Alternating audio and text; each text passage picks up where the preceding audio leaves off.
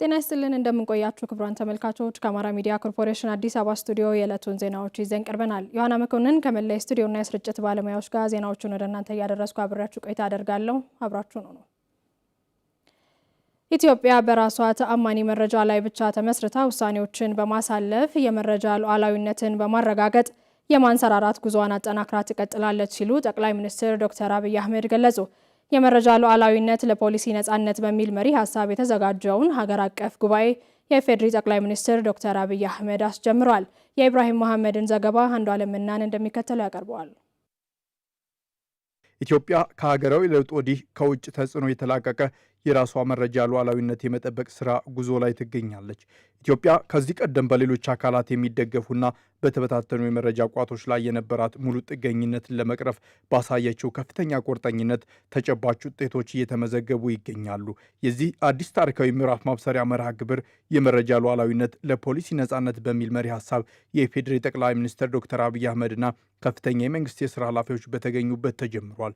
በዚህ ወቅት ንግግር ያደረጉት ጠቅላይ ሚኒስትር ዶክተር አብይ አህመድ ኢትዮጵያ የመረጃን ዋጋ በመረዳት በሰራችው ስራ ውጤቶች ተመዝግበዋል ብለዋል።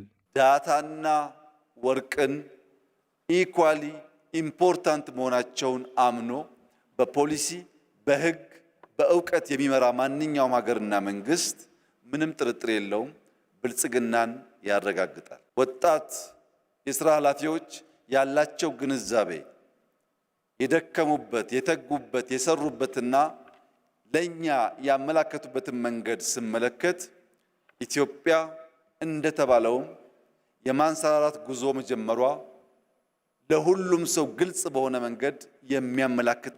የፕላንና ልማት ሚኒስትሯ ዶክተር ፍጹም አሰፋ ሀገራዊ የመረጃ ስርዓት በውጭ ድጋፍ ጥገኝነት ላይ የቆየና የታማኒነት ጥያቄዎች የሚነሱበት እንደነበር አስታውሰዋል። ለመረጃ ልማት ከፍተኛ ኢንቨስትመንት ወጪ በማድረግ የመደመር እሳቤን መሰረት ያደረገ የመረጃ ተኮር ፖሊሲ አመራርና ውሳኔ ሰጭነትን ማረጋገጥ መቻሉን አመላክተዋል። ይህ ስኬታማ ስራ መረጃዎችን በኢትዮጵያ ልጆች እንዲሰበሰቡና እንዲተነተኑ በማድረግ የሀገሪቱን ሉዓላዊነትና የፖሊሲ ነጻነት የሚያረጋግጥ ነው ብለዋል። መረጃችን በሉዓላዊነት ቁጥጥራችን ስር እንዲሆንና ራሳችን በራሳችን ለመበየን አስችሎናል።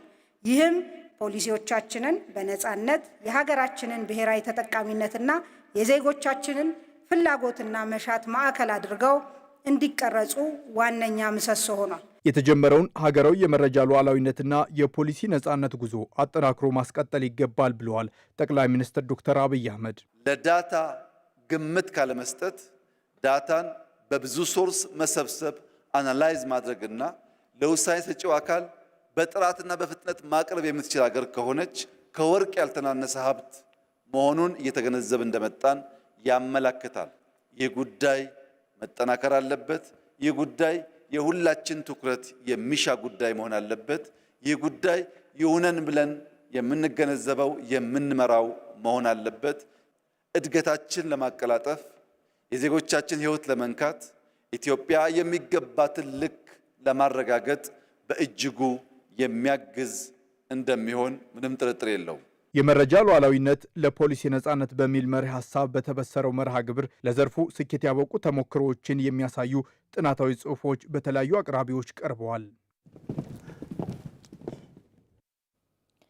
የምርጫ ሂደቱ ስኬታማ እንዲሆን የምርጫው ተዋናዮችና ባለድርሻ አካላት ኃላፊነታቸውን በንቃት መወጣት እንዳለባቸው በደብረ ብርሃን ዩኒቨርሲቲ መምህርና ተመራማሪ ዶክተር ሞገስ ይርጋበለው ገለጹ። ይህንን ኃላፊነት በአግባቡ መወጣት ሀገራዊ ሰላምን ለማረጋገጥና የዲሞክራሲ ስርዓትን ለመገንባት ትልቅ አቅም ይፈጥራል ብለዋል። ብርሃኑ ደስታ ተጨማሪ አለው። ምርጫ የዜጎች የስልጣን ባለቤትነት የሚረጋገጥበትና የሀገር ህልውና የሚቀጥልበት ወሳኝ ምዕራፍ ነው። በታሪክ ውጣ ወረዶች ውስጥ ያለፈችው ሀገራችን አሁን ላይ የምትገኝበት የዲሞክራሲ ግንባታ ሂደት የዜጎችን ንቁ ተሳትፎና የፓርቲዎችን የፖለቲካ ብስለት ከመቼውም ጊዜ በላይ ይሻል። በሂደቱ ያሉት ዋነኛ የምርጫ ተዋናዮች ኃላፊነት እንደተጠበቀ ሆኖ ከመራጮች፣ ከጸጥታ አካላትና ከመገናኛ ብዙኃን ለምርጫው ስኬታማነት የሚኖራቸውን ድርሻ በወጉ በመረዳት መንቀሳቀስ ደግሞ ወቅቱ የሚጠይቀው ተልዕኮ መሆኑን በደብረ ብርሃን ዩኒቨርሲቲ መምህርና ተመራማሪ የሆኑት ዶክተር ሞገስ ይርጋበለው ይናገራሉ። የጸጥታ አካላቶች ለመራጩ ማህበረሰብ ሰላም ስሜት እንዲሰማው ስነልቦናዊ ጫና እንዳይኖርበት ጥበቃ ማድረግ መቻል አለባቸው።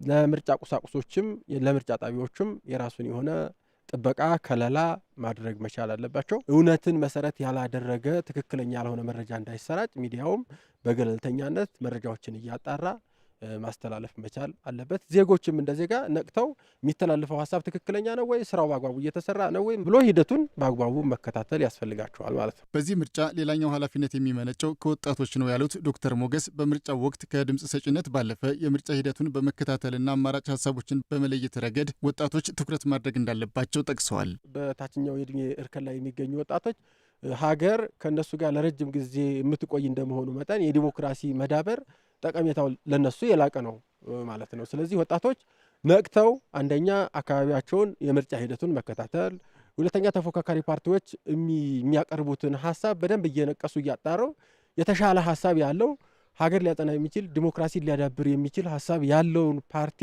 መርጦ አይቶ ይሁንታቸውን በሚሰጡ ሰዓት ለዛ ማድረግ ውጤትን መሰረት አድርጎ ሰላማዊ የሆነ የስልጣን ሽግግር እንዲኖር ማስቻል እንዳጠቃላይ ግን ሰላሙ የተጠበቀ ችግር እንከን አልባ የሆነ የምርጫ ሂደት እንዲኖር ወጣቶች ነቅተው መጠበቅ አለባቸው፣ መተባበር አለባቸው። የዲሞክራሲ መዳበር ሌላኛው ምሰሶ የፖለቲካ ፓርቲዎች የፖለቲካ ብስለት ነው የሚሉት ዶክተር ሞገስ ወደ ስልጣን ለመምጣት የሚፎካከሩ ፓርቲዎች የሚያቀርቧቸው አማራጭ ሀሳቦች ከጠበቡ መንደራዊ ስሜቶች ወጥተው መላዋን ኢትዮጵያ ታሳቢ የሚያደርግ እንዳለባቸውም አሳስበዋል። ፖለቲካ ፓርቲዎች በተቻለ መጠን ወደ ስልጣን ላይ እየተወዳደርኩ ያለሁት የማበረክተው ሀሳብ አለኝ፣ ወደ ስልጣን ብመጣ የተሻለ የምተገብረው ተግባር አለኝ ብለው አስበው እንደመሆኑ መጠን ሀሳባቸው ከጎጥ ከሰፈር ከቀጠና ወጣ ባለመልኩ ትልቂቷን የሀገሪቷን ምስል እና ከሰሜኑ ጫፍ እስከ ደቡብ ጫፍ ያለውን የሀገሪቱን ክፍልና ሕዝብ ሊጠቅም ሊያሻግር በሚችል ዲሞክራሲያዊ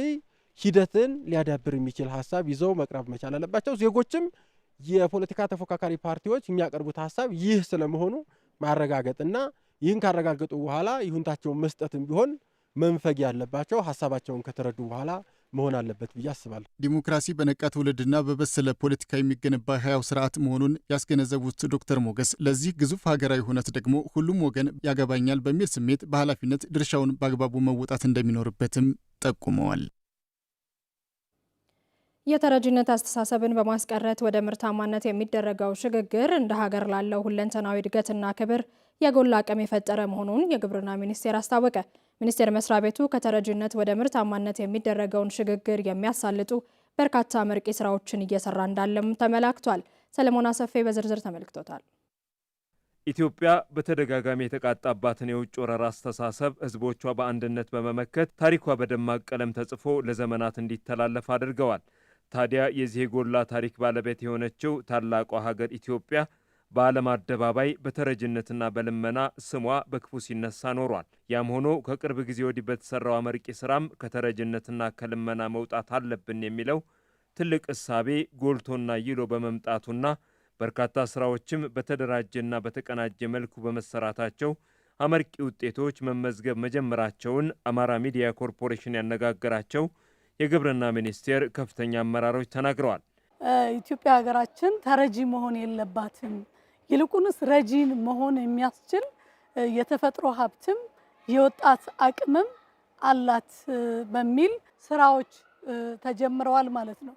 ይሄ የሚያሳየው ሙሉ ለሙሉ መረዳት የሚባል የለም ማለት ሳይሆን መረዳት ሳይገባው ግን እየተረዳ የነበረ ማህበረሰብ ክፍላችንን በስራ መልማት እንደሚቻል ሀገር መቀየር እንደሚቻል ማስተማር እንዳለብን ግብርናችንን ማሻገር አለብን፣ ግብርናችንን ከዝናብ ጥገኝነት ማላቀቅ አለብን ብለን እየሰራ ባለንበት ሁኔታ ላይ በእኛው አቅም አምርተን ራስ ወደ መቻል በስንዴ በኩል ለዘመናት ሚሊዮኖች ወጥቶ ሲገዙ የነበረውን ነገር በሀገር ውስጥ በማምረት ይህንን የገቢን የመተካት ስራ ሲሰራ ነበር ማለት ነው። ድህነት ለሉዓላዊነት መሸርሸር ዋና መንስኤ መሆኑን ያነሱት ኃላፊዎቹ ከለውጡ በኋላ በተሰሩ አመርቂ ስራዎች ግን አንገታችንን ያስደፋንን ድህነት በማሸነፍና ምርታማነታችንን በማሳደግ ለውጥ ማስመዝገብ ተችሏል ይላሉ። ትልቁ ስራ የተሰራው ኢትዮጵያ ምን ጸጋ አላት፣ ጸጋዋን ለይተን እንዴት አድርገን ይሄንን ጸጋ ባለን የሰው ሀብት አቅም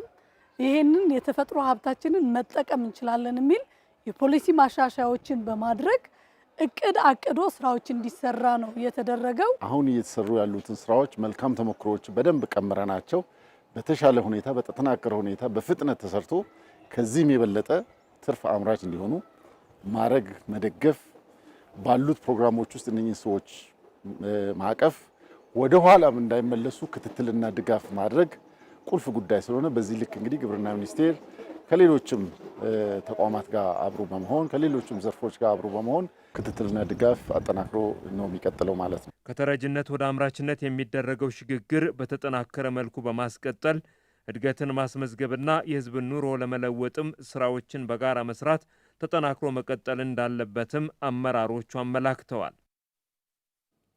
የተከበራችሁ ተመልካቾች ከአሚኮ አዲስ አበባ ስቱዲዮ ለሰዓቱ ያዝናቸው ዜናዎች በተከታተላችኋቸው መልኩ ተጠናቀዋል። አብራችሁን ስለነበራችሁ ከልብ እናመሰግናለን። በያላችሁበት መልካም ጊዜ ይሁንላችሁ።